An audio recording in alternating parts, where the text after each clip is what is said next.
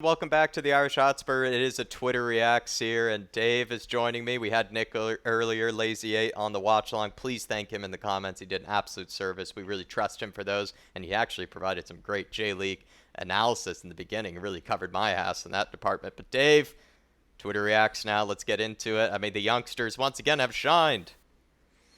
Yeah, once again, I expect so. They continue to show everyone that they deserve a spot in the squad this year. My favourite time of the week, Jacko. Let's get into it.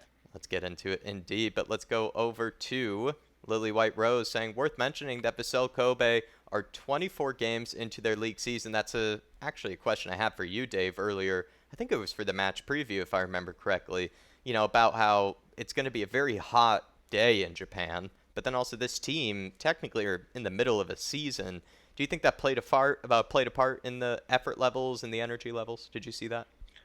Yeah, I think it did. I think they put us under a lot more pressure than what Hearts and QPR have done in terms of possession, and I think, we came out on top in the end. So it was very good in that regard, and it was a bit like what I mentioned in the pre-match show with you, Jack, in the preview, where I thought ultimately our skills would come out and win the day over the fitness, and I think it did. I think it certainly did. And Micah saying this duo will be remembered for generations to come. I mean, Dave, which one was better, Bergvall or Archie Gray? It's actually almost too hard to tell. It was great to see Archie Gray, get his moment in midfield as well, which he looks awesome as well. But you know what? For me, Jack, I think we've just got embraced and we're starting to get into the Kane Son debate. Who's better? There's no need. Just appreciate what we've got. Bring the frenemies back. Liam saying the Premier League isn't ready for this. How Spurs fans see them, or sorry, how non-Spurs fans see them, how Spurs fans see them. It does feel that way, where it is just a golden generation, and it's just like watching, the best of the best just unfold in front of your eyes. Just makes us feel truly glorious. Makes us feel proud to see our lovely, talented players in the lily white kit. Kulu goal involvement, third game in a row, Dave. As much as you were telling me in the back end, not the biggest fan of speed. Come on, don't tell me that wasn't your face after you saw Kulu just saucing in the striker role. It's been my face all preseason, Jack. I mean, it was great to actually just be able to watch the game on the couch and watch Kulu up front because I could focus more in on it. But then when he started saucing out like that, I was almost like, get me back on YouTube. This is my moment. I've been preaching this for about 8 months now. This is my moment. I should be there. It's like when Kane scored, the goal to beat Jimmy Greaves' record. I wasn't there. It seems to be I missed these great moments. But seriously, Kulu looked good up front, didn't he? It's that playing it back to goal. He looked absolutely brilliant. What a goal what play in the build up to the Porro goal. This guy is ready. And Dermo on the pre-match build up, we had a question about it. Sort of went in early on Kulu. Wrong timing, Dermo, because he's proven you wrong. Dermot, yet again, maybe went a little too early on some of his hot takes. We've all been there before. Mikey saying, thank you, Japan. What an experience. Now, Dave, I'm not sure if you've seen these photos, but Mikey's there, and I believe that's the kimono, if I'm remembering correctly. If I know my Japanese attire well enough. He sitting alongside Ben Davies, just had a very peaceful time by the looks of things. Ben Davies, him, and Luca Gunter. Any time that maybe the Irish Hotspur had the budget to go on a preseason tour with the boys, I hope to see you and I doing a similar experience together. It looks very relaxing. 100%. One thing I would say is I'd rather than be with anybody else but Ben Davies. I think they're hanging around with the wrong sort of influence there. I think you have maintained, though, Dave, that this is part of what Ben Davies has signed up for. He's the guy who organizes this sort of thing. He's the one who guides them through these. He's been through these. Probably been in a kimono more than 3 or 4 times now. Yeah, he's all over Spurs, socials. Yeah, and since I've said that point, it's like they've heard me and push him out even more.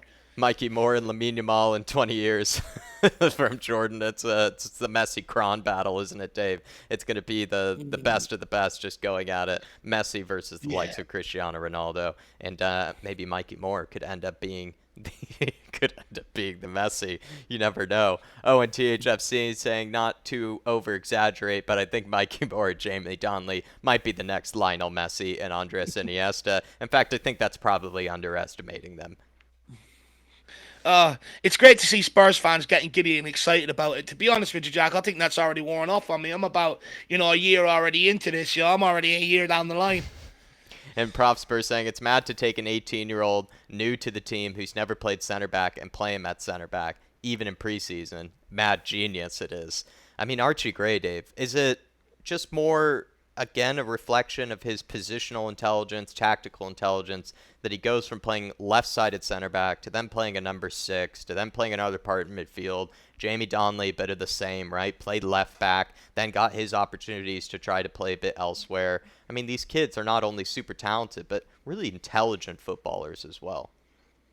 I've always said the mark of a great player for me is someone that's a master in one position but can also look competent in other positions and just have the know-how how to play it and be able to get through the game competently. And you're seeing that with Jamie Donnelly on the left side, absolutely superb for him. But Archie Gray, absolutely immense, and it speaks of the footballing IQ, the brain that these young kids have right now. Absolutely brilliant to see. But I'm going to mention a point that I mentioned in the preview with you, Jack, leading up to this game about Archie Gray. I think it's absolutely a brilliant decision to play him at centre back. It's a bit what Ajax do with a lot of their academy youngsters. They play them in different positions so that when they're going into their position, whether it's a midfielder, he's played all across the front line, so he knows what sort of ball the winger's looking for or what runs the striker can make and where he wants the ball delivered. So it makes him a much more effective player. So when he now goes into the number 6, he's already going to have that defensive mind on where the centre backs want him, and he's already saucing on the ball. We've got one hell of a player on our hands. But don't, I see a lot of Archie Gray praise in that aspect, but stop leaving Donnelly out. He needs to be included. I agree, and he should have scored today. And I'm not saying because he didn't, miss the chances, but I thought he got unlucky, Dave, on 2 occasions. Like that crack save from the goalkeeper. I was heartbroken by that goalkeeper doing that, and then he hit the post as well. I just felt so bad for the kid. Felt like he deserved a goal from those 2 efforts. And maybe this was your reaction, Dave. Luca THFC saying, woke up early to see more Barrack Ball Masterclass in the second half. I think this was you when you saw Jamie Donnelly assist Mikey Moore. I think that was actually what you probably looked like off of the couch. I was me and my missus. Needed to be embraced and held in. Sonny looks so happy to see Mikey Moore succeeding. I think Sonny's just one of those guys where when he sees someone else doing well, sees someone else having a good moment, he's one of those guys who's good to have around because he'll celebrate you. He's not someone who's going to, I don't know, make it about himself or something like that. Maybe similar to a Cristiano Ronaldo. Do you know what it is, though, different Jack? from a Cristiano Ronaldo. Sonny's very humble in that regard. It's that old saying, real recognizes real, quality recognizes quality. That's what that is. It's just absolutely unbelievable. And I'm no better person for Mikey Moore to learn off as well in terms of how to live your life off the field, how to be as a person around the club. Absolutely loving it. It's almost like a passing of the baton image if we're getting into the Olympics mode here. I was going to say, Dave, so topical of you. Well done. Micah saying skip on the bench, watching Archie Gray. Now, this actually is definitely worth showing to the audience here. I think this is such a great meme to describe Archie Gray. And Skippy right now, Dave, maybe a bit of jealousy. That's a good pass. Yes, sir. Oh, that's a great pass, man. Man, we should have been had this kind of quarterback, huh? He's doing good for a backup quarterback. Backup? Yeah. He's 21, right? Yeah, he's 21. I'm 26, though. I'm only hurt for a few games, but that's a good pass for a backup quarterback, for sure. For sure. That's definitely the future of this franchise. The future backup. Yes, sir. Right there. I wouldn't blame Skip for starting to feel a bit jealous. Moore with a goal, and that's 3 goals and assists in 3 consecutive games. Dave, he's impossible to ignore, and Ange Postecoglou practically said the same. No, 100% he has. All you can ask for as a youngster is giving you an opportunity. And he's took that opportunity every minute he's got on the pitch. I think it's an example to anybody else that wants to follow in his footsteps. You shouldn't need 10, 11 games or opportunities to get up and running like we've had to give players in years gone by. You've got to take every opportunity that's coming your way, and the kid's certainly done that. And I've made a bold prediction already. I think he'll be in the team ahead of Johnson. Yeah, and I think it was MV Joker Davis. Edwards said that at some point during the stream. Maybe Sean Maddox did, and I thought that was a lovely bold take. It's definitely true David Harris style, the take was. Johnson low cross and a sun finish just helps us, back into our dancing mood. And it's also what we've become quite regular to is that low cross, across the 6-yard area. And once you see it happen, once you see the guy at the back post, it's a very Ange Postecoglou goal that we've gotten very used to. Pedro Porro saying back into the swing of things. I think he's looking good, Pedro Porro. And I'll be honest, Dave, we know how good he is and we know how quality he is. Maybe we don't always point out when he has maybe lesser good games, but I felt like, this preseason he was a tad bit quiet. And then this game in particular, I thought Pedro Porro was top quality. Do you know what? I think we get spoilt with how good he is on the ball. Like when he has a quiet game, in terms of on the ball or going forward, we almost think he's had a bad game when it's not true. Defensively, he's usually reliable, Yeah. solid and reliable. So I think he may be, because he's so good on the ball, we expect a lot more out of him, almost to be like a winger every single game, creating and that. But look, Tucky's got a well today. Good to see him back amongst it. That's my prisoner. Well done. Absolutely well done by Pedro Porro. And what a brilliant goal as well. What a brilliant goal by him and Kulusevski. Good combinations. And Postecoglou, these are some quotes from Fabrizio Romano via Alistair Gold. Mikey Moore has been fantastic since we brought him in. He's earned a spot on the roster at the moment. We have to remember that last year he had some injuries and he's only 16. But yeah, super exciting player. We'll go step by step now. I mean, Dave, that's what I was alluding to. He's basically saying, right, impossible to ignore this kid. That's how good he is. He's convinced he's in the 25-man squad. Wow. So we'll be seeing much of Mikey Moore more this season. Billy saying Harry Kane watching a group of Tottenham kids win a lot of 25-26. Oh, if only this Inception were real and he could go back in time and stay for that maybe extra season or two to see these kids flourish. Mikey saying thank you. Mikey Moore, in fact, saying thank you to all the fans for the support out in Tokyo. What a place. Happy to contribute again. I mean, you've been contributing on a regular basis, Mikey. And also nice to see that he seemed to have such a good time in Japan. He's made a point of that by the looks of things. Simon Yemaine saying these kids just get it, don't they? I mean, that's what Dave, I think, has been pointing out for a long time now with these youngsters, that they're just special. They're top quality. They're different than the usual youngsters that you might see in a regular academy or another just regular talented youngsters. These kids are, in fact, very, very special. And then someone saying this is not normal for someone who's 16 years of age. I mean, this was brilliant play, Dave. It's unbelievable. It's so sexy. Look at that turn. Cruyff, Zidane, name the great players. Ronaldinho, they've all done it. The kid's just done it all, really.